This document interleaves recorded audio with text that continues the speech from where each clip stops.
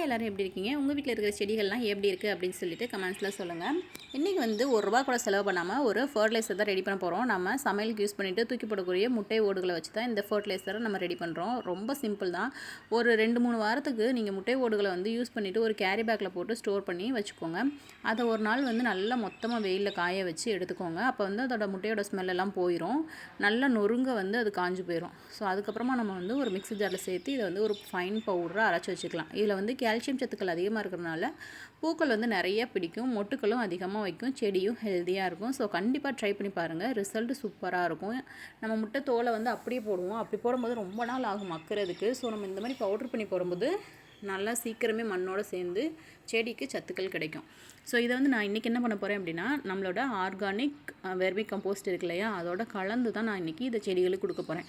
So வந்து இன்னுமே வந்து செடியோட க்ரோத் நல்லாயிருக்கும். ஸோ அதனால் இன்றைக்கி நம்மளோட ஆர்கானிக் வெர்மி கம்போஸ்ட் எடுத்திருக்கேன். இது வேணும் அப்படின்னா நான் வந்து வாட்ஸ்அப் நம்பர் தரேன். நீங்கள் அதில் வந்து காண்டாக்ட் பண்ணி வாங்கிக்கலாம். வெர்மி கம்போஸ்ட் ரொம்ப ஆர்கானிக்காக இருக்கும், சூப்பராக இருக்கும். ஸோ வேணும்னா நீங்கள் வந்து நம்பருக்கு மெசேஜ் பண்ணி வாங்கிக்கோங்க.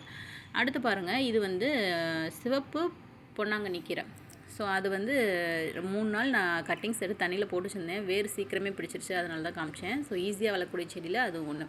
இப்போ நம்ம மிக்ஸ் பண்ணி வச்சுருக்கிற ஃபர்டிலைசரை மல்லிகைப்பூ செடிக்கு தான் இன்றைக்கி நான் கொடுக்க போகிறேன். ஸோ இதை வந்து மல்லிகைப்பூ செடி கொடுக்கும்போது நல்லா பூக்கள் பூக்கும். ட்ரை பண்ணி பார்த்துட்டு கமெண்ட்ஸில் சொல்லுங்கள். தேங்க்யூ.